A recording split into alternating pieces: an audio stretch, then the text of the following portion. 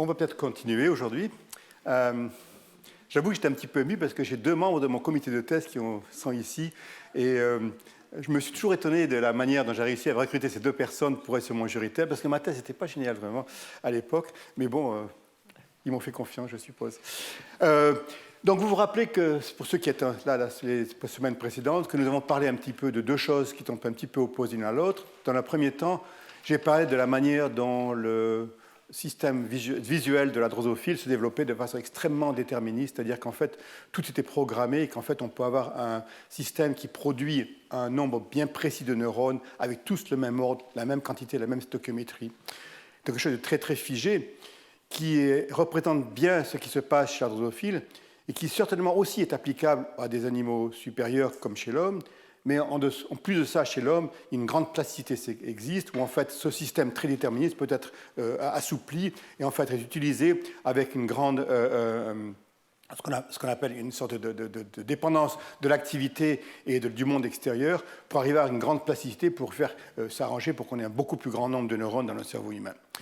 La semaine dernière, je vous ai parlé aussi de ce qui se passait au niveau stochastique, et en particulier, toujours dans le même système visuel de la drosophile, de comment, en fait, certaines décisions étaient prises de façon stochastique, en fait, qu'on ne pouvait pas prévoir une cellule si elle allait devenir d'un type ou d'un autre type.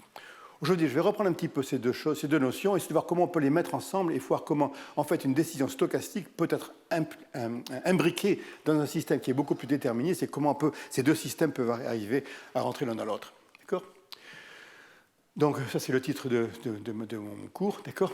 Vous vous rappelez, système stochastique, le plus bel exemple de celui de Dave Dubno et Michael Lovitz, vous avez E. coli, donc Escherichia coli, qui est une bactérie qui a un nombre de bases bien précis, qui est toujours la même chose, se divise de façon mitotique, et pourtant, certaines fois, certaines des bactéries deviennent vertes, parce que dans ce cas-là, elles expriment le gène COMK, qui est un gène qui te fait une autorégulation, et qui permet en fait ces bactéries de rentrer dans un état physiologique différent, qui leur permettrait éventuellement de résister au traitement des antibiotiques.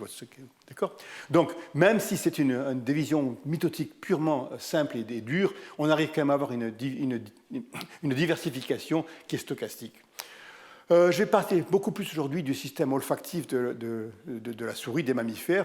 Et vous avez ici une souris et un système olfactif qui est beaucoup plus développé que le nôtre, puisqu'en fait, les souris ont de l'ordre de 1400 récepteurs olfactifs, donc des gènes qui codent pour des récepteurs olfactifs. Et ici, je vous en montre uniquement 3. Vous voyez que parmi ces cellules récepteurs olfactives, il y en a certaines qui expriment le gène vert, le gène rouge et le gène bleu. Et ici, peut-être encore plus, de façon plus dramatique, quand dans une coupe de votre un système olfactif de souris, on peut voir que vous avez une grande diversité d'expressions. Chacun des récepteurs olfactifs exprime un seul gène, et donc de façon tout à fait extrême, il y a vraiment une grande diversification qui existe. Donc la question se pose, c'est comment, si on a un répertoire de 1400 gènes chez la souris, 1650 chez le petit chien qui va à Kennedy venir se sentir vos bagages quand vous allez là-bas. Donc, comment on arrive à choisir 1600 gènes de telle sorte qu'un seul de ces gènes s'exprime dans cette cellule, un autre ici, un autre ici, un autre ici, un autre ici. Vu que notre répertoire de gènes ensemble est de 25 000 gènes, 1400 gènes ou 1600 gènes, ça fait 5-6% de notre génome. Comment on arrive à contrôler 5 ou 6% de notre génome avec 25 000 gènes? On n'a pas assez d'informations pour pouvoir contrôler, de dire, vous allez être le gène vert va être ici, le gène rouge va être ici, le gène blanc ici, le gène rose ici, le gène jaune ici. D'accord?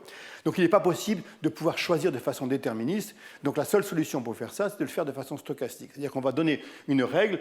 Vous choisissez le gène que vous voulez. Une fois que vous avez choisi ce gène, vous devez vous y tenir et vous ne pouvez pas exprimer aucun autre gène là-dedans. D'accord ? Donc c'est en grande partie un travail de Stavros Lombardas, qui est du travail qui sont des diapositives qu'il m'a donné très récemment, du temps vraiment très frais, très neuf, qui nous permet de comprendre comment ces décisions vont être prises. Okay ? Non seulement vous avez 1400 gènes et un seul de ces gènes exprimé dans une seule de ces cellules réceptrices, mais en fait un seul allèle de ce gène. Vous savez qu'on a le gène du père et le gène de la mère. Ici, vous avez une souris qui exprime le même gène, un seul de ses récepteurs olfactifs, le numéro 17, qui est accroché à la GFP. Celui-là a été expressé à l'AXZ. Vous les croisez, vous avez une souris hétérozygote. Donc il y a 2 allèles, un du père qui exprime la GFP, l'autre de la mère qui exprime l'AXZ pour le même gène. Et pourtant, vous voyez que si vous regardez dans des coupes de son système olfactif, un seul de ces gènes exprime, un seul de ces gènes est exprimé, soit le gène rouge, soit le gène vert. Donc en fait, ce n'est pas un choix entre 1400 gènes, c'est un choix entre 2800 allèles qui doit se faire, où un seul de ces allèles parmi ces 2800 est exprimé. À nouveau, comment essayer de contrôler ça au niveau génétique de façon déterministe, c'est vraiment pratiquement impossible d'imaginer comment ça peut se faire. Okay. Donc la question qu'on peut se poser, c'est comment cela se passe et comment on arrive malgré tout à avoir un système qui, comme dans cette image ici, est si bien établi, puisqu'en fait chacune de ces cellules n'exprime vraiment qu'un seul allèle, qu'un seul gène. Et il n'y a pas d'exception à ça. Et en fait, c'est un peu compréhensible, parce que si le gène blanc, la cellule blanc exprime non seulement le gène blanc, mais aussi le gène rose, il serait un petit peu confus, il ne saurait pas quelle odeur il pourrait détecter. Donc la question qui se pose, c'est comment le système est établi afin de pouvoir voir que même si c'est une décision stochastique, elle est extrêmement robuste puisque les règles sont appliquées de façon très très stricte. Donc ces 1400 gènes dans le génome de la souris, qui est le système qu'on connaît bien, sont en fait répartis sur tous les chromosomes. Okay, et en fait, ils sont répartis en 69 clusters, c'est-à-dire c'est des groupes de gènes qui sont répartis un peu sur tous les chromosomes, mais ce n'est pas un seul gène, c'est un petit groupe de gènes à la fois qui sont répartis sur le chromosome. D'accord ? Et de façon très intéressante, il y a pas mal de choses en commun parmi ces différents gènes. Dans la mesure, d'une part, ce sont des gènes qui sont extrêmement AT riches, donc le promoteur est très riche en AT par rapport à CG. Par rapport, donc, vous voyez que ce sont les gènes olfactifs, c'est le reste du génome. Mais surtout, chacun de ces 69 clusters qui contient aussi tous ces gènes ont un élément enhancer. Cet élément enhancer est en fait très bien déterminé dans la mesure où il contient un site de liaison à ces transcriptions de facteurs LHX2, et IBF et LDBD1. Okay. Donc il semble qu'en fait, que même s'il y avait une grande diversité de gènes, ils ont tous en commun une certaine caractéristique de leur promoteur, mais surtout le fait qu'ils contiennent des sites de liaison à 3 facteurs de transcription qui semblent les déterminer comme étant disponibles pour être exprimés dans un des récepteurs olfactifs de l'épithélium olfactif de la souris. Donc, pour récapituler ce que je viens de dire, il y a de nombreux récepteurs olfactifs dans notre génome. 350 chez nous, on n'est pas très olfactif, on est beaucoup plus visuel, d'accord. 1400 chez la souris, 1700 chez le chien, d'accord. C'est pour ça que les chiens sont utilisés à Kennedy pour vous sentir. Et la règle est très stricte, un seul récepteur par neurone, ce qui fait qu'un seul de ces 1700 gènes ou un seul de ces 3400 allèles est exprimé uniquement dans chacun des récepteurs olfactifs. Okay. Et qu'en fait, ce qu'on s'est aperçu aussi, c'est qu'une des règles qui permettait à ce système de fonctionner, c'est qu'une fois qu'une décision a été prise, une fois qu'un récepteur est exprimé de façon stochastique, ce récepteur va supprimer l'expression de tous les autres récepteurs. La présence d'une protéine à la membrane va permettre de prévenir l'expression de tous les autres gènes, tous les autres allèles de ces récepteurs olfactifs. Donc comment est-ce que ce système fonctionne? Okay. Donc c'est ce que j'ai démontré, qu'une fois que la protéine est à la membrane, elle va supprimer toute l'expression, uniquement ce gène pour être maintenu durant la vie de cette cellule. Oui. L'exemple avec OR17GFP et OR17LAC-Z, c'était en présence du gène du OR17 récepteur. Oui, en fait, j'ai un peu simplifié. En fait, c'est une fusion entre le gène et après une entrée de chromosome, un IRS, qui permet d'avoir soit la GFP, soit la Z. Donc le gène, la protéine elle-même est là, en effet. C'est une bonne question. Donc, qu'est-ce qui se passe? Dans une cellule, vous avez donc ces 1400 gènes qui sont groupés en 69 clusters, qui sont donc ces 69 enhancers qui sont représentés en jaune. Et l'idée qu'on peut avoir, et ce que je vais essayer de démontrer aujourd'hui, c'est qu'en fait, ce qui se passe, c'est que durant le développement de ces cellules, ce qui va se passer, c'est que tous ces enhancers vont se grouper ensemble, d'accord, vont se grouper ensemble, ils vont faire une sorte d'enhancosome, donc une sorte de groupe d'enhancers, et que c'est là que va se passer toute l'activité, qu'en fait, c'est là que va être recruté le gène qui va être exprimé. Donc on va tout mettre ensemble, et à partir de ça, d'en sortir un, de dire celui-là, qui va être exprimé, d'accord. Donc, comment est-ce qu'on peut démontrer ce genre de choses, d'accord? Donc, ça veut dire qu'en fait, il y aura une structure de la chromatine, une structure du chromosome qui est bien établie, qui permet de regrouper tous ces enhancers dans une enhancosome. On sait qu'au niveau des chromosomes, il y a une organisation des chromosomes, et en général, les chromosomes sont bien séparés l'un de l'autre. C'est une photo ici qui me permet de montrer les différents chromosomes. Et vous voyez que ces différents chromosomes sont bien regroupés dans la cellule. Ils sont bien séparés l'un de l'autre dans la cellule. Or, ce que je viens de vous dire, d'après le modèle précédent, c'est qu'en fait, il semble que ces enhancers semblent ignorer complètement de quel chromosome ils viennent, mais ils se regroupent ensemble pour former cet énorme enhancosome. Okay. Donc, pour essayer d'évaluer ce genre de choses, on peut utiliser une technique qu'on appelle Hi-C, qui est en fait une technique qui est assez simple, qui marche de façon étonnamment bien, qui en fait consiste à la chose suivante. Si deux séquences d'ADN, par exemple deux enhancers, sont proches l'un de l'autre, d'accord, ce qu'on peut faire, c'est qu'on peut les cross-link, comment on dit ça, cross-link. On peut donc les attacher l'un par des UV, et donc deux séquences d'ADN qui sont l'une proche de l'autre pourront être attachées par des UV, d'accord. Et ensuite, ce qu'on peut faire, c'est on va les liguer, et donc on va ensuite extraire tout l'ADN et essayer de séquencer tous ces fragments qui sont en fait faits de deux séquences qui proviennent de deux endroits différents du génome qui ont été amenés ensemble. Donc on peut faire ça au niveau du génome en entier, et on peut s'apercevoir quelles sont, parmi toutes les séquences du génome, celles qui sont proches l'une de l'autre. Donc ça donne une quantité d'informations qui est assez importante, très importante, et qui nous permet d'évaluer où sont comment les chromosomes sont organisés. Donc ce qu'on peut s'apercevoir, c'est par exemple, dans ce chromosome-là, vous avez deux clusters de gènes olfactifs, dans celui-là vous avez deux autres, et si vous regardez où est-ce qu'ils se trouvent au niveau du chromosome, ils sont en fait dans deux de ces domaines qu'on appelle des TAD, qui sont des domaines chromosomaux qui en fait représentent des zones d'interaction à l'intérieur d'un chromosome entre des protéines d'ADN, des molécules d'ADN. Donc ce que vous avez ici, vous avez un chromosome, le chromosome 2. Sur le chromosome 2, vous avez en fait un énorme TAD, et cette TAD représente un domaine où les séquences ADN ont l'air d'être proches l'un de l'autre. Et vous savez que ce domaine, en fait, contient à la fois donc ce TAD est en fait ici, il représente à la fois ce cluster ici et ce cluster ici. D'accord ? La même pas dire, sur un autre chromosome, le chromosome 9, vous avez ces deux clusters qui font partie du même TAD. D'accord ? Donc c'est intéressant puisqu'en fait il semble que les deux TAD soient sur le même, ces deux clusters de gènes olfactifs soient sur le même TAD sur deux chromosomes différents. Si on est un petit peu en détail, ce qu'on aperçoit, c'est qu'en fait, vous voyez que ce groupe de récepteurs olfactifs en fait a des zones d'interaction avec celui-ci. Donc en fait ces deux-là sont plus proches l'un de l'autre qu'on pourrait s'imaginer en fonction purement de la distance. Donc en fait il y a une interaction privilégiée entre ce cluster et ce cluster que vous présentez ici. La même chose ici, vous voyez qu'il y a deux interactions privilégiées entre ce cluster et ce cluster. Maintenant, c'est deux choses qui sont des deux chromosomes différents. Donc, à l'intérieur même d'un chromosome, il y a une somme d'interaction à l'intérieur de ce chromosome entre deux clusters olfactifs. Mais si on regarde un petit peu ce qui se passe entre les deux, vous apercevez qu'en fait, non seulement à l'intérieur d'un chromosome, mais même entre deux chromosomes, vous pouvez s'apercevoir qu'il y a un contact entre ces deux groupe de récepteurs olfactifs entre celui-ci et celui-ci, entre celui-ci et celui-là. Donc en fait, même entre des chromosomes qui sont différents, qui sur la diapositive précédente vous indiquait étaient localisés normalement dans des domaines bien particuliers, on s'aperçoit que malgré tout, d'une manière ou d'une autre, ces enhancers viennent ensemble, se retrouvent ensemble, et on peut le visualiser de cette manière-là en regardant ce qui se passe un petit peu au niveau de la chromatine.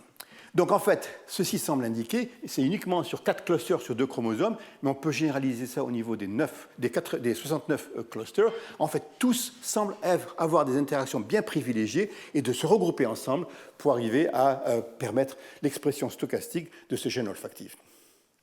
En fait, on peut utiliser ce qui se passe au niveau du développement, c'est-à-dire qu'on regarde exactement le même système, mais dans un récepteur qui est en développement, donc très tôt au cours de son développement, c'est encore un progéniteur, ou un petit peu plus tard, ou en fait, lorsqu'il est en fait mature. Et on s'aperçoit que en fait, ces interactions qu'on retrouve ici, qu'on a montrées sur la diapositive précédente, celles-ci et surtout ces interactions-là, existent chez le récepteur olfactif mature, mais elles disparaissent ou en fait elles n'apparaissent que lorsque le récepteur olfactif devient plus mature. D'accord ? Donc on s'aperçoit qu'en fait ce qui se passe, c'est que alors que on voit bien qu'en fait ici il n'y a pas d'interaction, ici vous avez une interaction.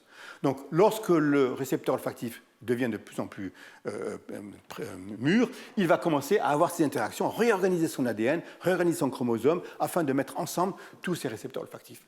En fait, de façon beaucoup plus tracking visuelle ici, ce qu'on peut s'apercevoir, c'est très tôt au cours du développement, vous avez tous ces récepteurs olfactifs qui sont distribués sur le chromosome, et que lorsque on a une maturation de ces récepteurs olfactifs, il y a un regroupement de tous ces enhancers qui sont représentés en vert, et lorsque le récepteur est adulte et mature, en fait, ce que vous apercevez, c'est que vous avez tout un regroupement énorme de tous ces 69 récepteurs olfactifs.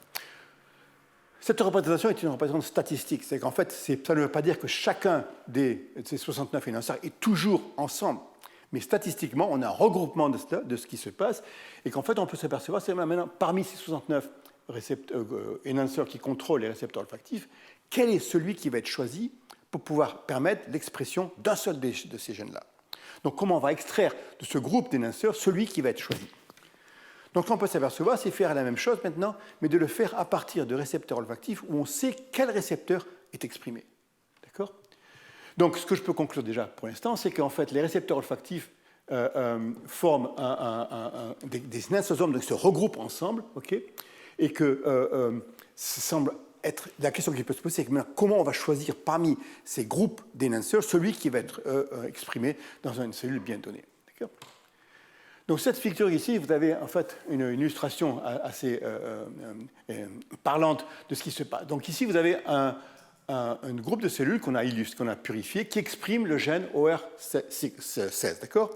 Donc on a essayé de voir la même chose, mais uniquement avec les cellules qui expriment le gène R16. Et vous apercevez que le gène 16 interagit avec pratiquement chacune de ces lignes ici, représente l'un de ces 69 énonciosomes. Donc il y a très très fort contact entre le gène OR16 et chacun des énonciosomes.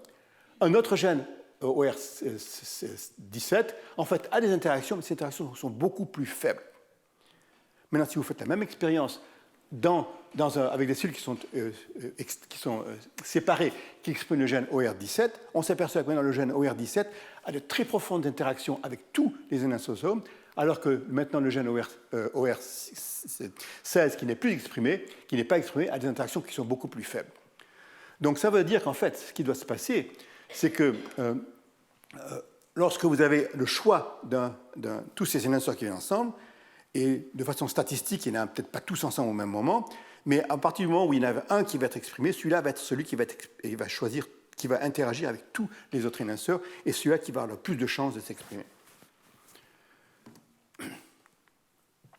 Donc, ce que semble indiquer, c'est que la formation de ces énonciosomes est essentielle pour l'expression, la transcription d'un de ces gènes olfactifs.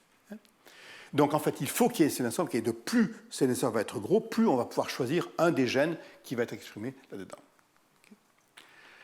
Maintenant, non seulement cet énonceur est suffisant, mais il est absolument nécessaire. Vous avez ici les interactions entre ces différents énonceurs, okay, la partie droite. Et on peut faire la même chose avec un mutant, ce gène LDB1. Vous vous rappelez peut-être que le gène LDB1, c'est un facteur de transcription qui se lie à tous ces énonceurs dans tous les 69 récepteurs olfactifs. Si on fait une mutation qui empêche ce facteur de transcription d'agir, vous n'avez plus la formation de ces énonceurs, il n'y a plus la formation des énonciosomes, et à ce moment-là, vous n'avez plus l'expression de ces gènes.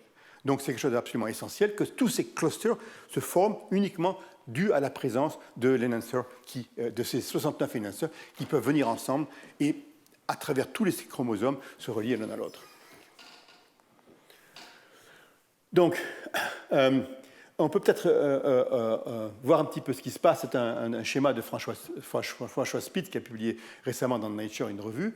Donc on peut savoir au repos, donc avant que la différenciation du cœur n'existe, vous avez donc tous ces gènes qui sont répartis sur le chromosome. Et lorsqu'il y a une maturation du système, vous avez un regroupement de tous ces énonceurs. Et d'une manière ou d'une autre, vous arrivez à avoir une sélection d'un des gènes qui va être choisi, qui va pouvoir être exprimé. Ce gène va à ce moment-là aller à la membrane, et en allant à la membrane, il va à ce moment-là essayer de réprimer l'expression de tous les autres gènes qui ne peuvent plus être exprimés. Donc un choix qui se fait de façon stochastique en mettant tout le monde ensemble, et on en prend un dans le lot. Okay. Donc ici, ce que vous donne, c'est une idée un petit peu précise de comment, au niveau mécanisme, on peut arriver à comprendre comment un si grand nombre de gènes peuvent vraiment être choisis pour qu'un seul d'entre eux soit exprimé et comment ils peuvent avoir cette exclusion. Donc ça, c'est bien, mais ce qu'il faut savoir maintenant, c'est qu'une fois qu'on a fait ce choix stochastique, comment ce choix stochastique va être amené au cerveau pour dire au cerveau, j'ai fait ce choix stochastique, et donc maintenant, vous devez savoir que je vais exprimer le récepteur qui est sensible à des alcools avec 3 carbones, ou un aldéhyde qui a 5 carbones. Donc comment est-ce que cette information va être transmise au cerveau, puisqu'en fait le cerveau doit se connecter avec ses récepteurs olfactifs, pouvoir comprendre un petit peu ce qui se passe. Comme je vous en ai parlé la semaine dernière, vous vous rappelez que ces récepteurs olfactifs qui sont exprimés au niveau de l'épithélium olfactif vont en fait envoyer des projections au niveau du centre du cerveau qui contrôle l'olfaction, okay, et donc ça va passer à travers l'os qui est au-dessus de notre cavité buccale, vont traverser ça et vont se projeter dans cette structure ici qui forme en fait des sortes de petites boules nerveuses qu'on appelle des glomérulus, des gloméruli, et ces glomérulus vont en fait recevoir l'information qui permet au cerveau de savoir exactement quel récepteur a été stimulé. Donc en fait, ce que vous avez ici, c'est cette structure du cerveau qui reçoit toute l'information en provenance des récepteurs olfactifs, et vous avez ici un signal. Et en fait, ce signal, c'est parce qu'en fait, on a uniquement marqué dans ce système-là un seul des récepteurs olfactifs. Donc en fait, tous les récepteurs olfactifs qui expriment un seul gène vont tous arriver à se projeter à une seule position bien précise au niveau de cette partie du cerveau. D'accord ? Donc, il semble qu'en fait, la règle qui se passe, c'est que si un récepteur olfactif décide d'exprimer un gène particulier, le gène A, tous les récepteurs qui prennent la même décision vont converger pour se projeter à cet endroit-là. D'accord ? Donc, reprenant tout ce que je viens de dire, 1400 choix, ou 2800 choix, d'accord, qui permettent de traduire 1400 types de récepteurs olfactifs, d'accord. Ces récepteurs olfactifs vont tous, ceux qui prennent tous le même choix, vont tous se projeter à un endroit bien particulier dans le bulbe olfactif, d'accord. Ils vont tous aller au même endroit, donc cet endroit-là ici, d'accord. Et un autre, ceux qui vont exprimer un autre gène vont exprimer ici, ici, ici, ici. Donc vous allez avoir à peu près 1400 de ces petites blobs, ces petites structures glandulaires que vous avez dans le lobe optique, dans le lobe olfactif, et donc vous allez pouvoir avoir ce groupement de ces gènes. Donc peut-être c'est illustré de façon tout à fait magnifique par cette vieille expérience de Peter Mombars et Richard Axel, où en fait ce qu'ils ont fait, c'est qu'ils ont introduit dans un gène particulier, un de ces 1400 gènes de récepteurs olfactifs, ils ont introduit, avec une séquence qui permet de lire, donc le récepteur n'est pas affecté, ils ont introduit l'ACZ qui va donc permettre d'exprimer le gène lui-même, plus l'ACZ, et donc tous ceux qui, on ne peut pas prédire les séquelles, mais tous les récepteurs olfactifs, les cellules olfactives qui ont décidé d'exprimer ce gène P2 vont aussi exprimer l'ACZ. D'accord ? Et l'ACZ peut diffuser dans l'axone. Et donc tout ça, vous avez l'épithélium olfactif. Vous apercevez que vous avez au hasard un certain nombre, un millier de cellules qui chacune vont prendre la même décision d'exprimer le gène P2. Bien sûr, vous avez un autre millier de cellules qui vont exprimer le gène M50 ou le gène 17 ou le gène P1 ou le gène P3. Donc, ici, on ne visualise que le gène P2.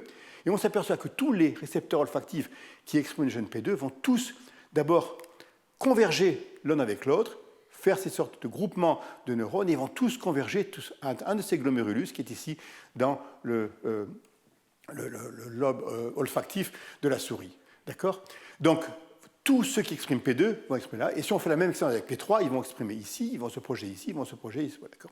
Donc ici, il semble que d'une manière ou d'une autre, l'expression d'un récepteur olfactif déterminé permette à tous ces gènes de converger et d'aller dire au cerveau, OK, maintenant, cette structure ici, toutes les innervations qui vont dans P2, c'est ceux qui proviennent de ces récepteurs olfactifs qui sont sensibles à un alcool avec 4 carbones, par exemple. D'accord ?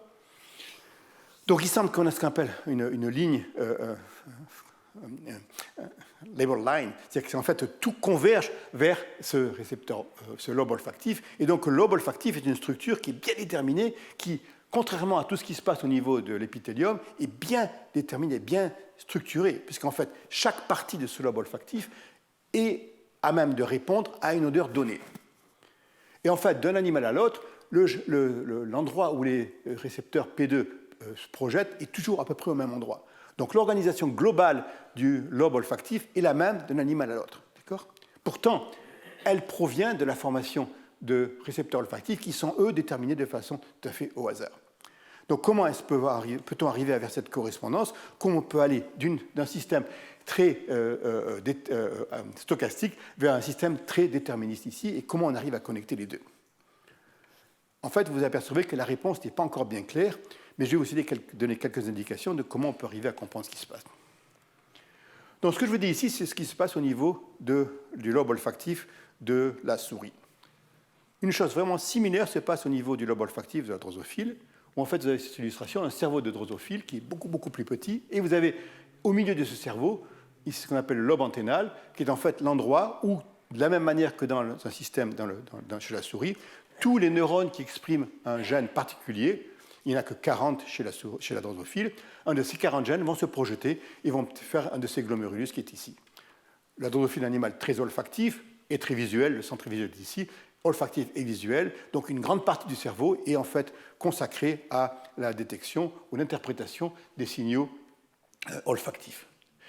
Donc, c'est le lobe antennal, d'accord, parce qu'en fait, l'antenne est en fait le nez de la drosophile, d'accord. Et vous voyez ici que si vous stimulez certains neurones, une certaine famille de neurones, soit ils projettent ici, soit ils projettent là. Donc vous avez ici une cartographie, une map, une cartographie, une carte topographique de tout le système olfactif, où en fait chacun de ces récepteurs projette à un endroit bien déterminé. Donc encore là, vous avez une décision qui se fait un petit peu au hasard au niveau périphérique, mais au niveau central, une interprétation qui se fait de façon très déterministe, où en fait chaque glomérulus est toujours à la même place. Ces glomérulus sont de tailles différentes. En fait, bien sûr, ceux qui sont les plus gros, ceux qui se répondent au sexe. Mais bon, ça c'est une autre histoire, d'accord ? Donc en fait, on peut dire que donc, chacun de ces glomérulus va répondre à un certain nombre de critères, certaines odeurs, ou peut-être certains produits naturels qu'on trouve dans la nature. On va essayer de comprendre un petit peu comment cela peut se faire. Donc, ce qu'on peut imaginer, c'est qu'en fait, ce qui se passe, c'est que chaque produit naturel, pour une ouche, par exemple, une orange, c'est quelque chose de très précieux, puisqu'en fait, c'est là-dessus qu'elles vont pondre leurs œufs, ou un citron, une banane, ou une guinette, d'accord, va être en fait amené, c'est un composite de nombreuses odeurs, vont amener à la stimulation d'un certain nombre de ces glomérulus, d'accord, et le code de ces glomérulus va nous permettre de dire, ça c'est une orange, ça c'est un citron, ça c'est une banane, ça c'est une guinette, ça c'est quelque chose qui va vous tuer, d'accord. Donc en fait, il y a un code combinatoire où en fait, l'expression de la stimulation de chacun de ces glomérulus va nous dire un petit peu ce qui se passe au niveau extérieur. Ça, chez la drosophile, il y a 40 glomérulus. Chez l'homme, il y en a 1400. Et donc, la combinatoire est en fait beaucoup plus large et nous permet de déterminer un très, très grand nombre d'odeurs. La question qui se pose, c'est comment, en fait, arrivons-nous à contrôler ce qui se passe ici. Donc, la question, c'est comment on peut arriver à avoir une connexion bien précise entre les récepteurs olfactifs qui sont déterminés de façon stochastique et leur cible qui va être normalement toujours à la même place, donc qui doit être de façon très déterministe. Comment se fait cette connexion? Il y a trois manières de le faire. Il peut se passer qu'en fait, il y a d'abord une détermination stochastique des récepteurs et que les glomérulus sont là, mais ils sont un petit peu naïfs et qu'en fait, ils vont être instruits par les récepteurs olfactifs de devenir soit rouge, soit vert ou soit bleu. Il peut y avoir l'opposé, où en fait le champ réceptif, donc dans ce cas-là, ce serait le lobe olfactif, va être prédéterminé, et qu'en fait celui-là va être naïf, et que les récepteurs olfactifs vont être déterminés lorsqu'ils vont se connecter à ce genre de choses. Ou en fait, ce qu'on peut avoir, c'est que les deux sont déterminés de façon au hasard, et qu'en fait, ou sont indépendamment, pardon. Et en fait, ce qui va se passer, c'est qu'à un moment donné, ils vont être obligés de se connecter et que seuls ceux qui sont bien connectés vont, par exemple, pouvoir survivre. Et donc, à la fin, on va arriver à un système de connexion qui est bien précis, où en fait, les rouges vont toujours avec les rouges, les verts avec les verts et les bleus avec les bleus. Donc, quels sont les modèles qui peuvent fonctionner dans notre système? D'après ce que je vous ai dit déjà, il semble que si, en effet, les récepteurs olfactifs prennent une décision stochastique, il est probable que ce modèle est beaucoup plus probable que celui-ci, puisqu'en fait, on sait que ça se fait de façon stochastique. Au niveau de chacun des récepteurs, la décision se fait de façon stochastique au niveau de la périphérie. Mais on sait aussi qu'en fait, le lobe olfactif est prédéterminé puisque chacun des glomérules est toujours à la même location, à la même place, au même endroit. Ça veut donc dire qu'il sait exactement ce qui va être. Donc en fait, ça c'est vrai. Donc ce qui est proportionnellement probable, c'est qu'en fait les deux sont vrais et qu'en fait chacun est déterminé de façon indépendante et que d'une manière ou d'une autre, ils vont être obligés de se trouver de façon spécifique. La question c'est comment est-ce qu'ils vont pouvoir se trouver de façon spécifique.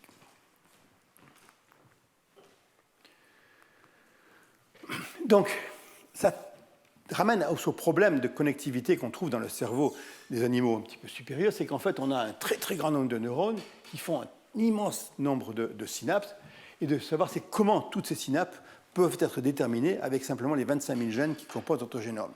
Et n'oubliez pas que 25 000 gènes, c'est ce qui compose le génome d'un homme, et c'est aussi ce qui compose le génome d'un ver ou d'une drosophile. Donc le nombre de gènes n'a pas augmenté depuis qu'on a des animaux un petit peu complexes. Donc il faut arriver à se débrouiller avec ce petit nombre de gènes pour arriver à permettre toutes ces connectivités. Et notamment dans le cas des récepteurs olfactifs, comment on arrive à connecter 1400 cellules avec leur cible très précise dans le lobe olfactif. D'accord ? Donc il y a plusieurs solutions possibles. On peut faire, en fait, il est possible que de la drosophile à l'homme, par exemple, on ait le même nombre de gènes, mais que ces gènes ont des spacings différentiels, qui fait qu'en fait, on peut produire un plus grand nombre de protéines. C'est un petit peu vrai, mais c'est loin de pouvoir expliquer la solution. Il peut se passer qu'en fait, on peut avoir un nombre de combinaisons qui vont exister, c'est-à-dire qu'en fait, on ne va pas déterminer chaque cellule avec un seul gène, mais avec une combinaison de gènes, et à ce moment-là, comme 25 000 gènes, on peut avoir quand même pas mal de combinaisons. Peut-être que ça pourrait suffire. Ou on peut peut-être régler la quantité d'une protéine qui pourrait dire si j'ai cette quantité de protéine, vous allez vous lier ici, si elle a un peu plus, on va se lier ici, encore un peu plus, on va se lier ici. Ou bien alors on peut laisser le système évoluer de façon stochastique et de voir un petit peu comment ça va se débrouiller, donner simplement des règles un petit peu générales et qu'à ce moment-là, on va voir un petit peu comment le système pourra se résoudre. Donc donner simplement l'équation et l'équation va pouvoir être résoudre par chacune de ces expériences. D'accord ? Donc revenons à notre problème de récepteur olfactif chez la drosophile.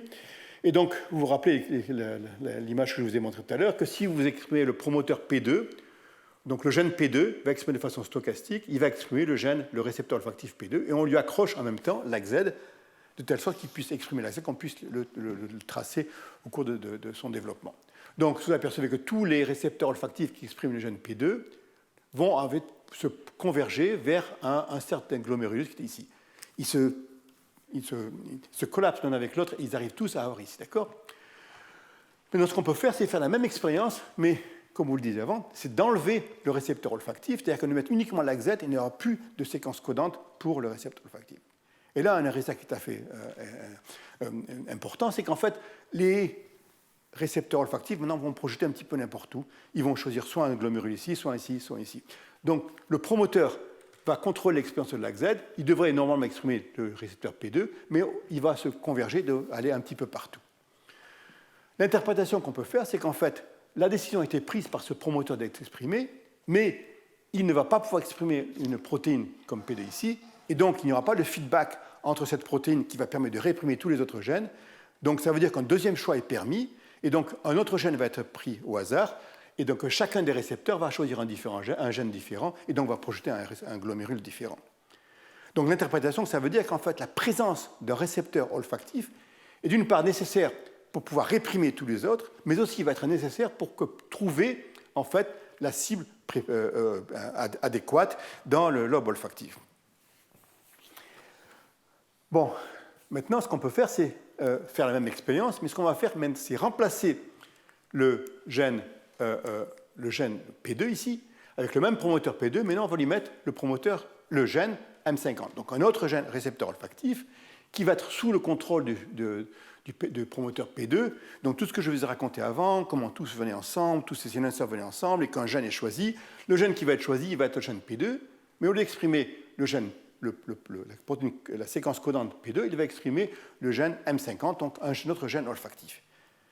Et normalement, le gène olfactif M50, il devrait arriver à un autre glomérulus. Et en fait, on s'aperçoit qu'en fait, donc c'est la même expérience que celle-là, sauf qu'on a remplacé ici le gène P2, on a rajouté M50 ici, et là, tous les récepteurs olfactifs étaient perdus dans le lobe olfactif. Ici, au contraire, ils vont tous se converger vers un seul endroit.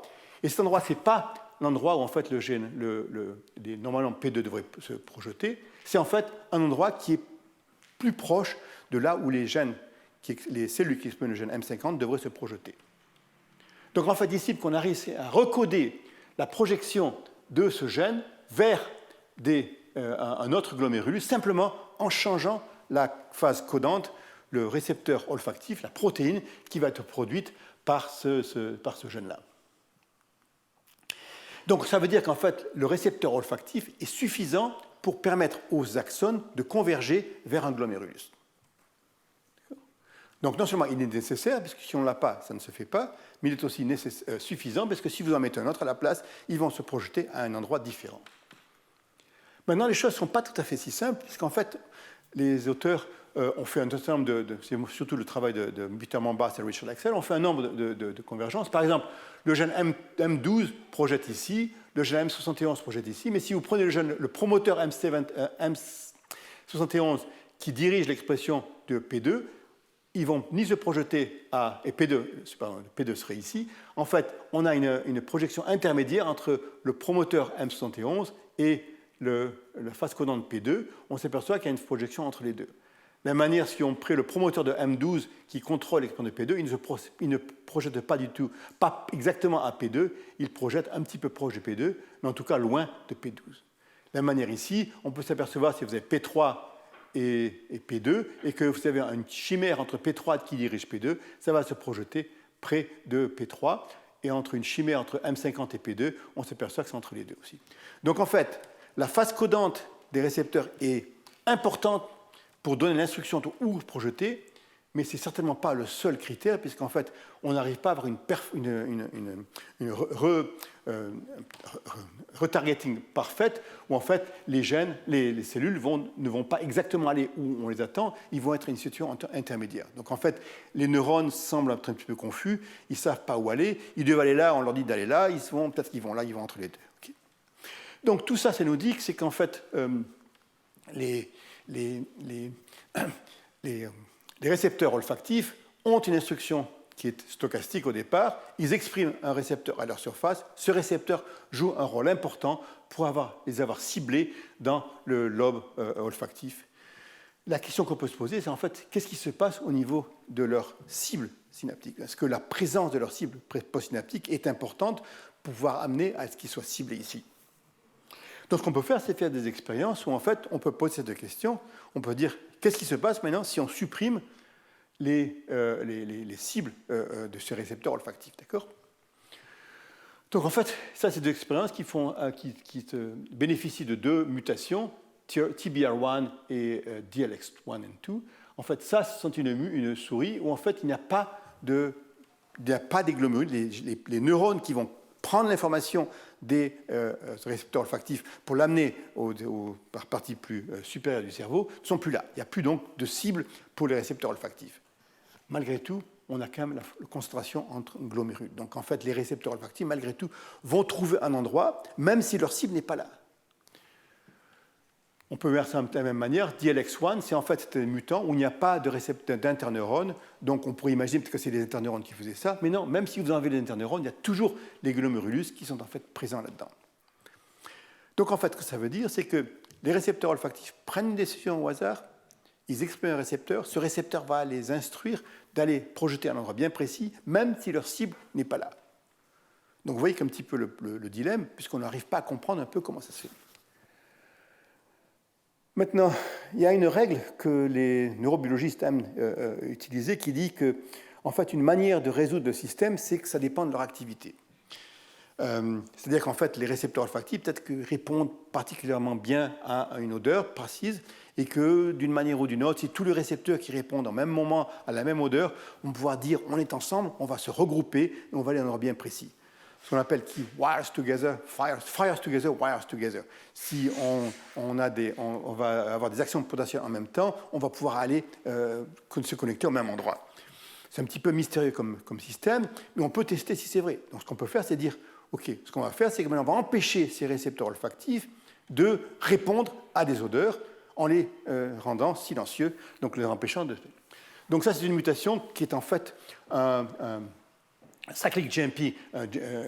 Donc c'est en fait le médiateur de l'activité, c'est-à-dire quand les récepteurs n'ont personne à qui parler, donc ils se lient à l'odeur, mais cette odeur ne peut pas se traduire, ces protéines G ne peuvent pas arriver à amener une dépolarisation, une activation du récepteur. Donc ces récepteurs, même s'ils se lient à une odeur, ne peuvent pas être actifs. Et dans ce cas-là, on s'aperçoit que même si on a un mutant qui est pour cette activité, donc les récepteurs olfactifs sont là, mais ils sont inactifs, ils arrivent malgré tout à trouver leur cible et trouver où aller. Donc ça veut dire que l'activité n'est pas importante. Donc là, on se trouve un petit peu un dilemme où on se dit qu'en fait, on ne comprend pas comment ça se passait. On sait que les récepteurs sont importants, leurs cibles n'ont pas l'air d'être importantes, leur activité n'a pas l'air d'être importante. Comment est-ce qu'un récepteur, il y en a 1400, va pouvoir dire tu vas là, tu vas là, tu vas là, tu vas là? Quelle va être la cible qu'ils vont trouver pour aller à un endroit bien déterminé? Et la question se pose toujours, et même si des gens très bien ont travaillé là-dessus depuis une vingtaine d'années, on n'arrive toujours pas à comprendre la question, donc je laisse la réponse ouverte, je ne sais pas un petit peu ce qui se passe là-dedans. Okay. Donc, ce que je veux dire à ce moment-là, c'est qu'en fait, vous avez donc ce système-là, où il y a une détermination des récepteurs olfactifs de façon stochastique, et peut-être un field, des cibles qui sont un petit peu naïves. Ce système-là n'a pas l'air important, parce que, en fait, dans ce cas-là, même si on enlève ces cibles, le système, malgré tout, arrive à se produire. Donc, certainement, il y a un système de coordination où, en fait, on a les gènes, les récepteurs olfactifs qui vont trouver leur cible, et d'une manière ou d'une autre, s'ils trouvent leur cible, ils vont pouvoir se connecter et arriver à déterminer comment se connecter. Tout ça, c'est bien. Donc, on part d'un désordre total, une grande entropie, où en fait vous avez le grand désordre, tout va être stochastique. On va le concentrer pour un point bien déterminé, où en fait vous avez ce lobe olfactif qui est bien déterminé, où chacune des odeurs est représentée d'une manière bien précise. Maintenant, que va faire la nature avec cette information, avec cette carte topographique bien précise, où chacune des parties du lobe olfactif est capable de savoir exactement quelle odeur il doit répondre. Où est-ce que ce système va? En fait, chez les vertébrés, on n'en sait pas trop rien, parce que c'est un petit peu compliqué, mais en fait, on sait que ça ressemble énormément à ce qui se passe au niveau de la drosophile, et je vais essayer de vous donner maintenant quelques instructions au niveau de ce qui se passe au niveau de la drosophile. Donc la question, c'est qu'est-ce qui se passe ici lorsque ces glomérulus qui sont bien déterminés, bien précisément déterminés, vont emmener l'information au niveau supérieur du cerveau. D'accord? Donc j'essaie de passer de la drosophile à la souris, de la souris à la drosophile, parce qu'en fait les systèmes sont vraiment très similaires. L'un était beaucoup plus simple que l'autre, et pourtant la puissance génétique de la souris a permis de faire des avancées très importantes au niveau de la compréhension de ces mécanismes chez la souris, mais là on s'arrête un petit peu, on va donc passer à la drosophile. Donc l'idée qu'on pourrait avoir, c'est que vous avez ces glomérulus qui sont bien déterminés au niveau ça s'appelle le lobe anténal chez la drosophile. Donc chaque odeur est bien représentée par un de ces 40 glomérulus qu'on a ici. Mais comment est-ce que ça va être traduit au niveau du cerveau? L'idée la plus simple serait qu'en fait, ce qui se passe, c'est que chacun de ces glomérulus a un neurone qui va se projeter au niveau du cerveau supérieur, ce qu'on appelle des projection neurons. Ces projection neurons vont se projeter dans des endroits bien précis qui représentent, qui gardent l'information topographique, où en fait cette représentation du monde chimique dans le lobe anténal va continuer au niveau des étapes supérieures. En fait, ce que je vais vous dire, ce n'est pas du tout ce qui se passe, puisqu'en fait, ce qui se passe, c'est que même si on a passé de la stochasticité à un déterminisme bien précis, une détermination bien précise, à la prochaine étape, on va recréer de la stochasticité, puisqu'en fait, on va avoir une projection de ce type où en fait, chacun des glomérulus ne va pas se projeter à un domaine bien précis de la partie supérieure du cerveau, mais en fait, va se projeter de façon globale à toute une série au hasard. Donc, on va du hasard au déterminisme et de nouveau au hasard. Comment est-ce qu'on peut montrer ça? Donc, on va de nouveau retourner à la drosophile. Vous vous rappelez que la drosophile a ses antennes. Ces antennes expriment 40 récepteurs olfactifs, et ces récepteurs olfactifs vont se projeter à un des glomérulus. Tous ceux qui expriment un récepteur olfactif donné vont se projeter à un des glomérulus ici. Donc ça, c'est l'antenne qui est vers nous. Donc il y a deux antennes et ils se projettent de chaque côté, puisqu'en fait, les deux antennes sont symétriques. Donc un des glomérulus va recevoir l'information d'une des familles de récepteurs olfactifs qui sont au niveau de l'antenne. D'accord? Maintenant, cette information va être prise en charge par des gènes, par des cellules qui, en fait, sont des cellules qui vont innerver ce glomérulus, donc capturer l'information, prendre l'information qui provient des récepteurs olfactifs et l'amener à des centres supérieurs. Ce sont ces neurones rouges qu'on appelle les projection neurons, et ils prennent l'information là, donc ils sont postsynaptiques dans le glomérulus, donc le corps cellulaire ici, ils vont l'informer avec un axone, et on projette un axone dans deux régions, qu'on appelle la corne latérale, mais surtout ce qu'on appelle le mushroom body. Le mushroom body, c'est une structure qui est en fait le cerveau, le cortex, si on peut dire, de la mouche, puisqu'en fait c'est le système qui permet à la mouche de s'adapter à différentes circonstances biologiques. C'est en fait le centre d'apprentissage et de la drosophilie. Donc l'information vient de l'antenne, elle va au lobe anténal, elle est prise en charge par ces projection neurons et elle va projeter au niveau de ce mushroom body. Et c'est un petit peu flou, c'est pas bien précis, parce qu'en fait, elle ne va pas se projeter à une partie précise du mushroom body, elle va se répartir de façon globale au niveau des mushroom body. Donc il y a 40 glomérules ici. Le mushroom body est composé avec 2000 cellules qu'on appelle des Kenyan cells. Okay. Donc il y a 2000 cellules là-dedans qui vont se projeter de façon bien précise et ça va permettre une organisation qui est très très bien connue, en particulier du haut travail de Vanessa Ruta à Rockefeller, qui est bien connue comment cette information qui provient des récepteurs olfactifs peut s'associer avec un choc ou avec quelque chose de positif, de pouvoir permettre à la drosophile de dire c'est quelque chose que j'aime ou c'est quelque chose que j'aime pas. Donc il n'y a pas de valence au départ, mais on peut créer une valence simplement en associant une odeur avec un côté positif ou un côté négatif, et ça se passe au niveau du mushroom body. Donc on peut regarder ce qui se passe, comment en fait ces projection neurons vont arriver à toucher ces Kenyan cells, comment elles vont contacter ces Kenyan cells. Donc ce qu'on peut faire, c'est d'une part regarder un petit peu ces Kenyan cells, on regarde au mushroom body, il y a 2000 cellules là, et on va regarder si on stimule la mouche avec une odeur, donc on amène une odeur ici, on regarde à travers son cerveau ce qui se passe au niveau du mushroom body, on va se dire qu'est-ce qui se passe, quelles sont les cellules qui sont stimulées là. Et là, le résultat est un petit peu surprenant, parce qu'en fait, on s'aperçoit qu'en stimulant avec différentes odeurs, vous avez ici toutes ces formules chimiques, et qu'en fait, on a tout un nombre parmi ces 2000 cellules, il y a toujours un certain nombre qui sont en train d'être excités. Donc ça, c'est par de l'imagerie avec du calcium. Donc chacune des cellules est active, et on s'aperçoit que d'une odeur à une autre, il y a un certain nombre de cellules de Kenyan qui sont stimulées. Elles ne sont pas précisément à un endroit donné. Quelquefois, la même cellule peut être stimulée par deux odeurs complètement différentes. Et en fait, il n'y a aucune règle qu'on peut comprendre. En fait, chacune de ces cellules, de ces Kenyan cells du mushroom body, répond à un certain nombre d'odeurs sans qu'on puisse prédire quel type d'odeur elle va être associée. Donc en fait, on peut se concentrer sur une seule de ces 2000 cellules, voir un petit peu chacune de ces 2000 cellules, qu'est-ce qu'elle fait en fait, à quel type de projection neuron est-elle connectée. Donc vous avez toujours l'imagerie magnifique qu'on peut trouver chez la drosophile. Vous avez une cellule de ces Kenyan cells, une de ces 2000 cellules des mushroom body, et on pourrait imaginer que par exemple elle répond uniquement à un certain type d'odeur, mais ce n'est pas du tout ce qu'on trouve. En fait, ce n'est pas du tout ce qu'on trouve, parce qu'en fait, on trouve que chacune de ces arborisations de cette simple cellule répond à un certain nombre d'odeurs, donc est connectée à différents projection neurons. Donc en fait, ces cellules répondent de façon stochastique, et on ne peut pas prédire quel type d'information va être connectée à un certain nombre d'odeurs. Donc, une cellule va peut-être répondre à cette odeur-là, et puis une autre cellule va répondre à ça, et une autre cellule va répondre à ça. Donc, en fait, chacune de ces mushroom body répond à cette arborisation, et ces 7 arborisations reçoivent les informations en provenance de 7 projection neurons qui proviennent de 7 glomérulus différents. Donc, en fait, on regroupe l'information sans qu'on puisse trouver une logique bien précise. Donc, on a créé l'information de façon stochastique, on l'a regroupée dans une carte bien précise et on la redistribue au niveau de ces mushroom body.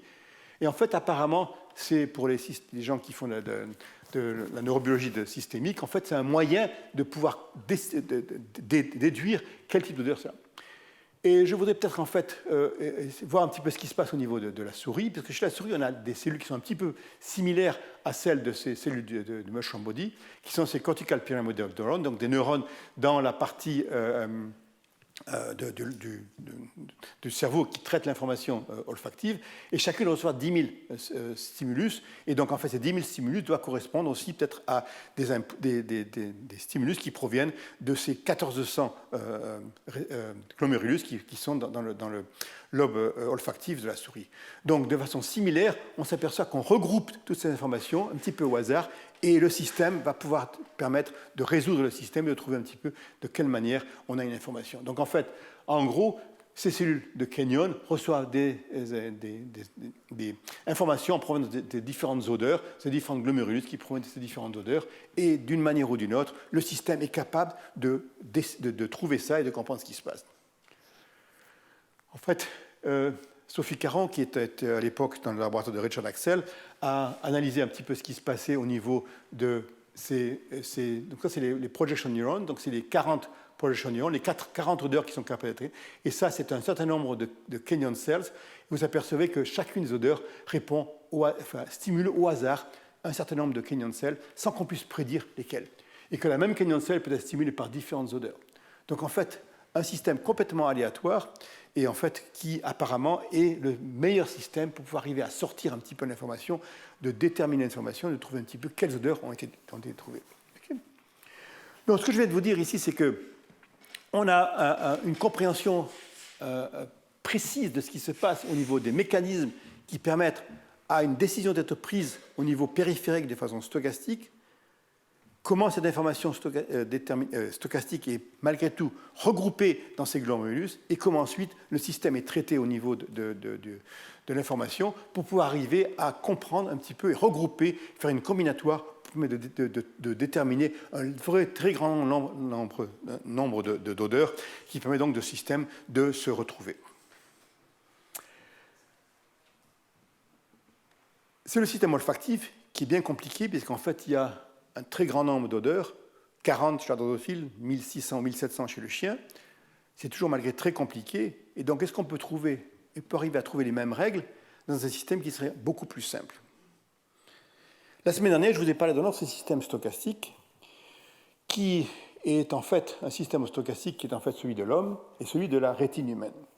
Dans la rétine humaine, pour des questions d'histoire que je vous ai décrites, ou en fait pour des questions de duplication de gènes, en fait, il se trouve que les cônes qui sont capables de déterminer la vision des couleurs sont distribués dans la rétine humaine de façon stochastique, avec en de l'ordre de 7% de cônes bleus et 25 à 30% de vert et 65% de rouge.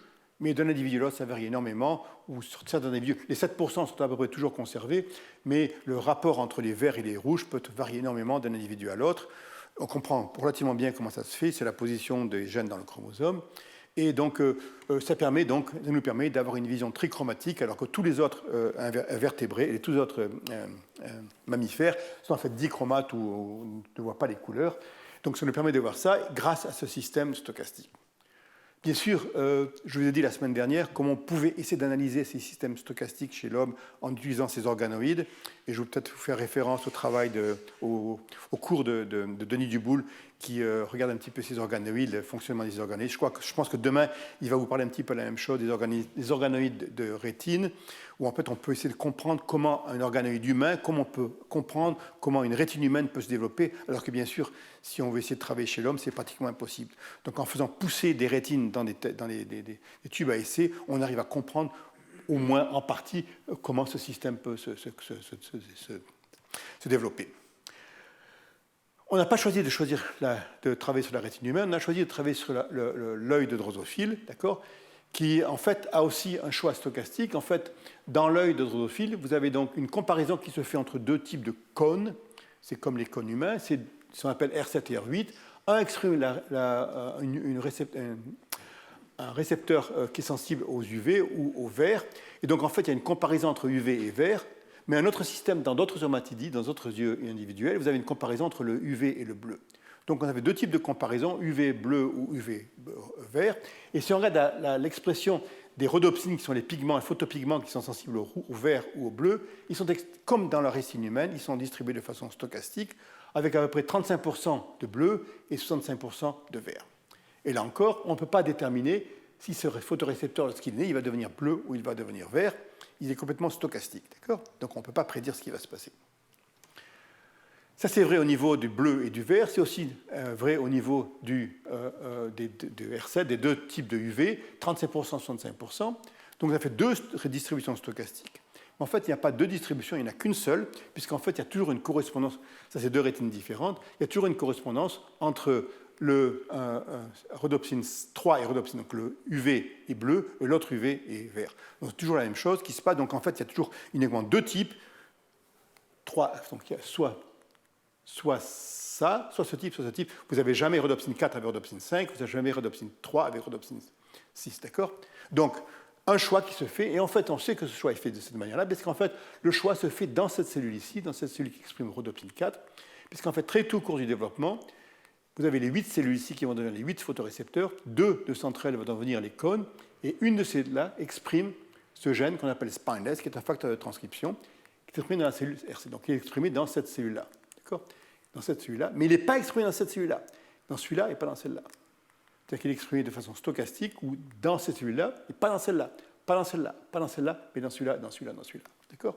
Donc il y a un facteur de transcription qui, très tôt au cours du développement, est exprimé spécifiquement dans un sous-ensemble des cellules R7 qui correspond en gros au pourcentage de 65% qui vont exprimer la rhodopsine 4. Donc les cellules. Donc en fait, on a une expression dans ces cellules-là, les rouges, c'est le rouge ici, d'accord, et pas dans les bleus. Si vous avez une mutation uniquement dans l'œil, c'est un gène qui est létal, vous enlevez uniquement ce gène dans l'œil, tous les photorécepteurs vont devenir de la famille des bleus, de rhodopsine 3, et si vous forcez l'expression dans ces cellules-là, tout le monde va devenir de rhodopsine 4. Donc en fait, c'est un gène qui est nécessaire et suffisant pour contrôler l'expression au hasard de ces rhodopsines. Donc en fait, les rhodopsines ne font qu'obéir à ce qui se passe au niveau de ce gène spineless, et ce gène spineless, je vous en ai parlé pas mal la semaine dernière, est capable de contrôler tout ce qui se passe au niveau de ce système. Donc à la fin, ce que vous avez, c'est deux distributions stochastiques des photorécepteurs, soit R7, soit R8, avec une distribution de 35%, 65%, d'accord, qui permet de déterminer que en fait, le gène spine est exprimé ici, d'accord, et il va... Oh, j'ai encore fait une erreur que je n'ai pas corrigée. Donc en fait, il est exprimé en fait, dans le rhodopsine 4. Et si vous avez au spine, vous exprimez rhodopsine 4. Si vous ne l'avez pas, vous exprimez rhodopsine 3. Et ça va avoir un signal qui va instruire les cellules en aval d'exprimer soit rhodopsine 5, soit rhodopsine 6. D'accord? Donc deux types individuels, soit rhodopsine 4, rhodopsine 6, soit rhodopsine 3, rhodopsine 5. En fait, il y a un troisième type de comparaison. Donc en fait, l'idée, c'est que l'œil compare entre UV et bleu ou UV et vert, et donc va pouvoir ces comparaisons, soit des longueurs d'onde courtes, soit des longueurs longues, pour arriver à essayer de comprendre un petit peu ce qui se passe au niveau du spectre global d'information du système visuel autour de lui. Maintenant, il y a une autre comparaison qui se fait, qui se fait uniquement en la partie dorsale de l'œil, celle qui fait face au ciel, où en fait, les deux cellules ici expriment rhodopsine 3, s'expriment uniquement de l'UV. Donc, quel est l'intérêt de comparer l'UV avec l'UV, puisqu'en fait, c'est la même chose. En fait, ce qui se passe, c'est que cette région ici de l'œil qui fait face au soleil compare UV-UV, mais en fait, les photorécepteurs, pour des raisons de morphologie, ont des microvilli qui sont soit dans ce sens-là pour les cellules R7, soit dans ce sens-là pour les cellules R8, et en fait, ça fait deux filtres polarisants qui sont orthogonaux l'un à l'autre, et qu'en fait, cette partie du cerveau de l'œil qui est ici sert en fait à non pas à comparer les couleurs, mais comparer la lumière de polarisation. Donc en fait, ça sert à amener l'animal à savoir quel est le vecteur de polarisation qui lui permet de savoir où est le soleil, même quand le soleil n'est pas présent. Je suis sûr que vous vous rappelez, quand vous faites des photos, vous tournez votre filtre polarisant, vous pouvez éteindre la lumière qui se reflète sur l'eau, qui est une lumière polarisée. Les mouches font un petit peu pareil. C'est peut-être pas très important pour une mouche, c'est important pour un papillon, par exemple les monarch butterflies qui migrent du Canada au Mexique. Même un jour de gris, ils sont capables de naviguer parce qu'en fait, ils sont capables de savoir quelle est la lumière polarisée grâce à ce système qui décide. Donc, vous avez trois types de comparaisons qui se font au niveau de l'œil. 35% dans ce manière-là, 170%, et une toute petite partie, à la partie dorsale uniquement, qui est capable de voir la lumière polarisée. Donc, une distribution stochastique. Maintenant, qu'est-ce qui se passe au niveau de l'étape prochaine? C'est-à-dire, en fait, comment vont ces informations stochastiques être propagées en aval au niveau du cerveau, des lobes optiques qui vont traiter l'information qui provient de l'œil. Donc on appelle ces choses-là yellow et pale. Okay, yellow et pale, c'est parce qu'il y a une fluorescence qu'on peut trouver, qui avait été déterminée il y a très longtemps par un de mes collègues de Marseille, Nicolas Franceschini. En fait, il y a deux types donc, de yellow et pale, donc on les appelle Y et P, d'accord? Et donc, il y aura des cellules postsynaptiques qui vont être de type Y ou de type P, et comment elle va être déterminée, et comment est-ce que cette coordination va pouvoir se faire. Donc, c'est la question qu'on peut se poser, et vous allez voir que cette fois-ci, on a compris un petit peu comment ces systèmes fonctionnaient. Okay. Donc, quels sont les mécanismes de cette coordination? Donc, la question qui se peut se poser d'abord, c'est quelles sont, en effet, les cibles de ces cellules R7, soit de type P, soit de type Y, quels sont ces types de cellules? Okay. Donc, il y a une cellule qu'on appelle DM8, qui est une très belle cellule qui, en fait, a cette forme qui va, en fait, se connecter. Donc vous avez ici en rouge les photorécepteurs R8, les photorécepteurs R7 qui se projettent dans le cerveau. Donc, ils viennent de la rétine, ils se projettent dans le lobe optique. Vous avez les cellules R7 qui se terminent ici, les cellules R8. Et vous apercevez que vous avez une cellule qui est très large, qui se connecte à une quinzaine de terminaisons de photo R7, mais qui a une préférence très nette pour l'un des photorécepteurs R7, puisqu'il y a en fait ces arborisations qui remontent et qui font de très nombreuses synapses. D'accord ? Donc la question, c'est qu'en fait, c'est une cible de R7, et que cette cible de R7 va avant tout avoir ce qu'on appelle le home colon, donc une colonne préférentielle, et qu'ensuite il va comparer avec tout ce qui se passe autour. Donc c'est un système, pour ceux qui connaissent un peu la neurobiologie, c'est un système on-off, où en fait on compare le système central avec toute la périphérie. Comme je vous le disais, il y a deux types de cellules R7, celles qui sont P et celles qui sont Y, et qu'il y a deux types de cellules DM8. Donc la question qu'on peut se poser maintenant de façon beaucoup plus précise que dans le système olfactif, c'est qu'on a soit Y, soit P, soit ces cellules R7 qui proviennent de la zone margine de l'œil, qui vont peut-être trouver des cellules DM8 naïves et qui vont les spécifier comme être des cellules DM8 Y, P ou DRA, ou bien alors c'est le contraire, peut-être que ces cellules DM8 sont déjà préspécifiées, ils vont spécifier les cellules photorécepteurs, ou bien alors il y a une coordination, en fait les deux types de cellules existent, et d'une manière ou d'une autre, elles vont se coordonner afin d'arriver à avoir cette perfect matching entre les cellules R7 et les cellules DM8. Mais la question qui se pose d'abord, c'est qu'en effet, y a-t-il différents types de cellules DM8 de type Y, P et DRA? D'accord. Première chose, c'est qu'il y a quelques années, un de mes collègues à Caltech, Kaizen, a trouvé en fait que dans une des sous-populations de cellules R7 est exprimée une protéine qui s'appelle DPR11. Cette cellule DPR11 est très intéressante parce qu'en fait c'est une molécule d'adhésion très particulière. C'est une molécule d'adhésion très particulière qui sont exprimées uniquement dans un sous-ensemble des cellules R7. C'est là, et cela, et pas dans les autres, d'accord? En fait, très précisément, est exprimée dans les cellules R7 qui exprime spineless, le gène qui est déterminé de façon stochastique l'expression de certains types de rhodopsine. Donc le gène spineless qui est exprimé ici, correspond très précisément à l'expression de ce gène DPR11. Et ce gène DPR11 est un gène qui est très intéressant pour nous, puisqu'en fait, c'est un gène qui fait partie d'une grande famille de protéines d'adhésion, qui sont des protéines qui, donc DPR1, 2, 3, d'accord, qui vont se lier très spécifiquement à une famille de récepteurs. Encore, quand je dis récepteurs, je dirais des cognites. En fait, c'est des molécules qui s'assemblent, qu'on appelle des DIP, d'accord. Et vous avez toute cette coordination qui existe entre ces DIP et ces DPR, où en fait, vous allez voir par exemple que DPR11, celui dont je vous parlais, va se lier spécifiquement à DIP gamma, qui est en fait une molécule aussi d'adhésion, qui va spécifiquement se lier. Et toutes les autres ont une combinatoire assez complexe. Donc en fait, ce que je dis, c'est que DPR11, qui a deux domaines immunoglobulines ici, attachés au récepteur R7, va se lier à une molécule DIP gamma qui peut-être va être exprimée dans la cible des gènes R7 qui expriment DPR11. Il y a trois immunoglobulines. Est-ce que c'est vrai? Est-ce qu'en fait, il y a une correspondance entre DPR11 et DIP gamma? Donc en fait, peut-être qu'il y aurait une liaison entre ce DPR11 qui est exprimé uniquement dans un des sous-ensembles des cellules R7 qui pourrait en fait se connecter à leur cible, par exemple dans les cellules DM8. Donc on peut regarder à DIP gamma dans les cellules DM8 et on s'aperçoit qu'en fait, en effet, DIP gamma est exprimé dans les cellules DM8. Vous les rappelez, ces cellules qui ont ces ongles d'arborisation, d'accord, donc d'arborisation, mais pas dans toutes les DM8, uniquement dans un sous-ensemble des DM8. Et en fait, si on s'aperçoit ce qui se passe, c'est que les DM8 qui expriment DIP gamma correspondent exactement, leur colonne centrale est toujours associée avec un photorécepteur R7 qui exprime la DPR11. Donc en fait, il y a un une complémentarité totale entre les cellules R7 qui expriment DPR11 et leur cible qui exprime deep gamma. D'accord ? Et par défaut, donc vous avez en fait donc la rhodopsine 4 qui exprime qui est l'exprimant de DPR11, qui va être vraiment sur cette colonne centrale. Et les autres, celles qui n'expriment pas deep gamma, d'accord, vont au contraire se lier à leur centre, à ceux qui n'ont pas l'expression de DPR11, DPR11, d'accord. Donc en fait, il y a deux populations de deep gamma, une qui exprime deep gamma, l'autre qui n'exprime pas deep gamma. Il y a deux populations de R7, ceux qui expriment DPR11, ceux qui n'expriment pas de DPR11, et il y a une parfaite coïncidence entre les deux types, d'accord.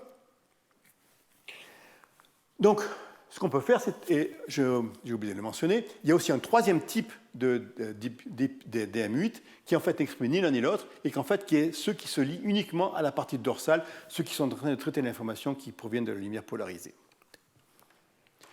Donc en fait, il semble que l'on ait dans l'œil une distribution stochastique de ces deux types qu'on appelle yellow et pale de photorécepteurs R7. Il y a ensuite ceux qui sont de la partie dorsale, et vous avez trois types de DM8, des DM8 qui expriment deep gamma, ceux qui n'expriment pas deep gamma, et ceux qui sont uniquement à la partie postérieure. Comment est-ce que ces coordinations peuvent se faire? Donc, pour commencer qu'on comprend ça, ce qu'on va essayer de faire, c'est de modifier le rapport stochastique qu'il y a au niveau de l'œil, et on peut faire ça en changeant le rapport, l'expression des gènes du système de stochastique, donc de changer le rapport du système stochastique. D'accord ? Mais d'une part, ce qu'on peut faire d'abord, c'est de comprendre d'où proviennent ces cellules DM8 qui sont les cibles des cellules R7. Donc d'où proviennent ces cellules? Est-ce qu'elles sont prédéterminées ou est-ce qu'elles sont déterminées uniquement lorsqu'on va avoir les cellules R7 qui vont les innerver? Donc ce qu'on peut dire, c'est où est-ce que les cellules DM8 qui expriment deep gamma sont présentes? Mais deep gamma, ce n'est pas uniquement exprimé dans les cellules DM8, c'est aussi exprimé dans d'autres cellules. Et en fait, ce qu'on sait, c'est que nos cellules DM8 expriment non seulement deep gamma, ils expriment aussi deux autres marqueurs qu'on appelle TJ et DAC. Et donc uniquement les cellules qui expriment TJ, DAC et deep gamma sont uniquement ces types de cellules qui sont ici. Donc ça, ce sont les cellules qui, on sait, sont des DM8 et qui expriment deep gamma. Et elles sont spécifiées très tôt au cours du développement, bien avant que les photorécepteurs n'arrivent. Maintenant, à côté, il y a d'autres cellules qui ont les mêmes spécifications par TG et DAC, qui sont deux facteurs de transcription qui marquent les cellules DM8, mais n'en expriment pas deep gamma. Donc on peut imaginer qu'en fait, il y a deux types de DM8, les deep gamma qui sont ici, les DM8 non deep gamma qui sont ici, et celles qui proviennent de la dorsal margin, qui sont ici à la partie dorsale ici. Donc on arrive à voir que très tôt au cours du développement, bien avant l'innervation, on a déjà déterminé trois types de cibles, les cibles deep gamma plus, négatives ou les DAA. Donc d'une manière ou d'une autre, si ces cellules existaient au préalable, c'est qu'elles étaient préspécifiées, donc il va falloir maintenant les faire se joindre avec leurs photorécepteurs qui proviennent de la rétine. Donc en fait, l'idée qu'on peut faire, c'est maintenant on peut essayer de modifier un petit peu le système. Par exemple, au lieu d'avoir ce rapport 35%, 65%, on peut avoir un mutant de spineless. Dans un mutant de spineless, l'un des sous-ensembles de R7 n'est plus spécifié, donc tout est de type pale, ou bien alors on peut exprimer, comme je vous le disais au préalable, spineless partout. On peut avoir à ce moment-là spineless, donc tout le monde va être yellow, ou on peut enlever tous les cellules R7 en un mutant qui s'appelle 7less, qui n'a plus de cellules R7, ou bien alors on peut simplement transformer tout le monde en cette dorsal margin, donc tout le monde va avoir la lumière polarisée. Et on peut se voir, une fois qu'on a changé la distribution de ces photorécepteurs, qu'est-ce qui se passe au niveau de leur cible? Trois exemples très simples. Sur le wild type, vous apercevez que vous avez les cellules DM8 qui expriment deep gamma, avec leur colonne, leur préférence totale pour les cellules R7 yellow. Quand on enlève les cellules R7 yellow, les cellules DM8 disparaissent almost complètement, pas complètement, en partie, et surtout elles perdent leur connexion particulière avec les cellules yellow. Par contre, on augmente le nombre de cellules de type de yellow R7, vous avez une augmentation énorme du nombre de cellules qui ont un nombre de cellules, et maintenant chacune de ces cellules DM8 a un contact avec une cellule R7. Donc ça veut dire qu'en fait, on avait suffisamment de cellules pour accommoder le fait qu'on peut augmenter le nombre de cellules R7 yellow, et que si on n'en a pas assez, ces cellules vont disparaître d'une manière ou d'une autre. On peut faire la même chose avec les autres cellules, et on peut s'apercevoir un petit peu au niveau de la présence de ces cellules. Donc, on peut compter ces cellules au cours du développement. Donc, très tôt au cours du développement, bien avant l'innervation, on a un certain nombre de cellules, et que dans une situation normale, ce nombre de cellules va diminuer et reste stabilisé. Et là, c'est le moment où les connexions avec les cellules R7 se font. Donc, en fait, il semble que ce qui se passe, c'est qu'en fait, on a une production en excès de cellules DM8 gamma. Lorsqu'elles reçoivent une innervation par un R7 gamma, elles survivent. Lorsqu'elles ne reçoivent pas, celles-là qui étaient là en plus grand nombre vont disparaître, vont mourir. D'accord ? Si maintenant on élimine toutes les cellules R7 yellow, donc on a beaucoup moins de stimulation, à ce moment-là, le nombre décroît énormément, vous avez très peu de cellules qui vont pouvoir survivre. Maintenant, si on empêche ces cellules de mourir en mettant un gène qui empêche la mort cellulaire, on s'aperçoit qu'on on secourt le nombre de cellules et qu'en fait, vous avez un nombre de cellules DM8 qui reste important, bien parce qu'elles n'arrivent pas à mourir. Donc, en fait, l'idée qu'on peut se dire, c'est qu'en fait, la nature produit un excès de cellules DM8 gamma si elles sont connectées à leur cible, à leur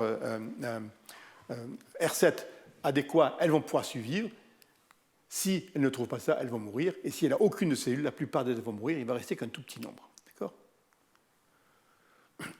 Donc, à ce moment, on peut savoir est-ce que DIP gamma et DPR11 sont requis. On peut faire la même chose avec des mutations DPR gamma et DPR11. On obtient la même chose, en fait, les quantifications, soit dans un mutant DIP gamma, soit dans un mutant DPR11. On a aussi une décroissance énorme du nombre de cellules qui survivent. C'est qu'en fait, ces cellules sont non seulement là, et sont suffisantes et nécessaires et suffisantes pour maintenir en survie ces cellules, et qu'il faut absolument faire ce P35, qui est une molécule de survie, pour pouvoir arriver à ce que ces cellules arrivent à se maintenir en vie.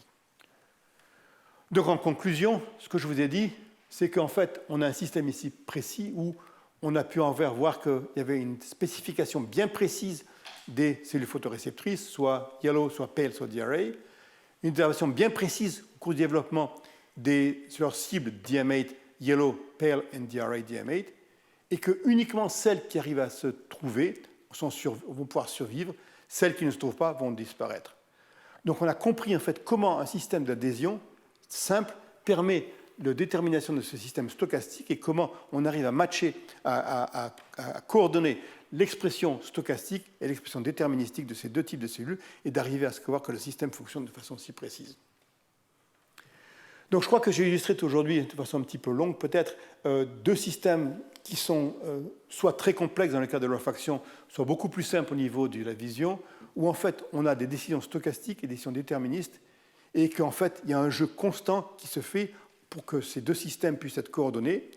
Dans le cas du système olfactif, une expression au hasard va devenir une expression bien déterministe, qui va en redevenir au hasard plus tard. Dans le cas du système visuel, une coordination parfaite entre les deux types de cellules, les trois types cellulaires, qui est transmise par l'intermédiaire de ces molécules d'adhésion qui forment des paires bien spécifiques. Donc ça, c'est le travail de Maximilien Courgeon, qui est un étudiant français de mon laboratoire. Et une partie du travail que je vous ai décrit est basée sur des diapositives de Lee Chun-Loe, qui est à Stanford, de Stavros Vardos, qui est tout ce qui concerne l'expression stochastique des récepteurs olfactifs à Columbia. Vanessa Ruta et Kruvi Caron ont regardé plus précisément ce qui se passe au niveau de la drosophile, au niveau de l'expression du circuit qui permet de traiter l'information olfactive. Je vous remercie. Merci.